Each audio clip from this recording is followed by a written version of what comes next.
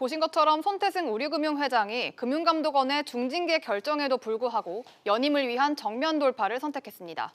앞으로 우리금융과 금감원의 마찰이 불가피해 보이는 대목인데 자세한 내용 취재기자와 조금 더 이야기 나눠보겠습니다. 장지현 기자 나와 있습니다.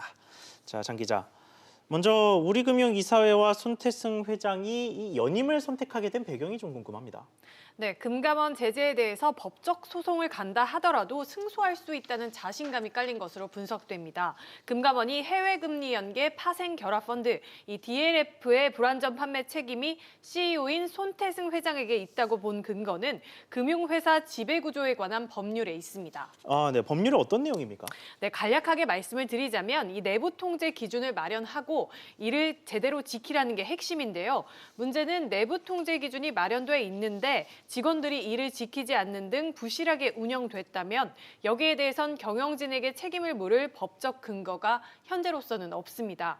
그러다 보니 금감원은 은행 경영진에 대해서 내부 통제 기준 위반이 아니라 금융기관 내부 통제 기준 마련을 제대로 하지 않았다, 그러니까 미흡하다는 점을 문제 삼았습니다. 이것도 역시 명확하게 명시된 이 법적 제재 근거는 없는데요. 이런 상황에서 이번 불안전 판매가 내부 통제 기준이 없어서가 아니라 엄격한 내부 통제 기준이 있음에도 일부 직원들이 제대로 지키지 않아 벌어진 것이라고 주장을 한다면 이 경영진 제재의 근거는 미약하게 됩니다. 네, 이런 상황에서 금융위의 결정에 더 관심이 쏠리죠. 네, 그렇습니다. 이 금감원이 내린 징계의 효력은 금융회사에 통보한 날로부터 효력이 발생하게 되는데요. 임원에 대한 제재는 금감원이 하지만 기관에 대한 제재, 그러니까 우리은행과 하나은행에 대한 제재는 금융위 의결 사안입니다. 두 개를 묶어서 통보를 하게 되는데 아직 금융위 의결이 나지 않은 상황입니다.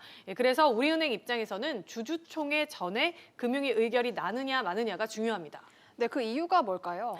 네, 3월 말 열리는 주총에서 손 회장의 연임이 결정되는데요. 이미 연임이 결정된 후에 제재를 통보받게 된다면 그 임기는 그대로 채울 수가 있게 됩니다. 하지만 주총 전에 중징계를 통보받으면 법적 소송이 불가피하게 되는데요.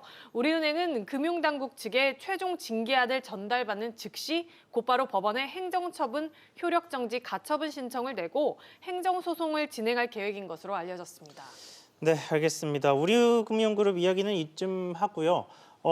지난해 경기가 어렵다 하면서도 주요 금융그룹들이 좋은 실적을 냈다고 하던데 이유가 뭡니까? 네, 일단 먼저 실적부터 말씀을 드리자면 신한금융이 3조 4천억 원, KB금융과 하나금융이 각각 3조 3,120억 원과 2조 4,080억 원 규모의 순이익을 올렸습니다. 예. 오늘 발표를 앞둔 우리금융도 2조 원대 순이익을 거둘 것으로 예상이 됩니다. 네, 그런데 지난해 경기도 그렇게 좋지 않았고 금리도 낮은 상태를 계속해서 유지를 했는데 예대 마진으로 주로 실적을 올리는 은행들이 많은 돈을 벌게 된 이유가 좀 궁금한데요.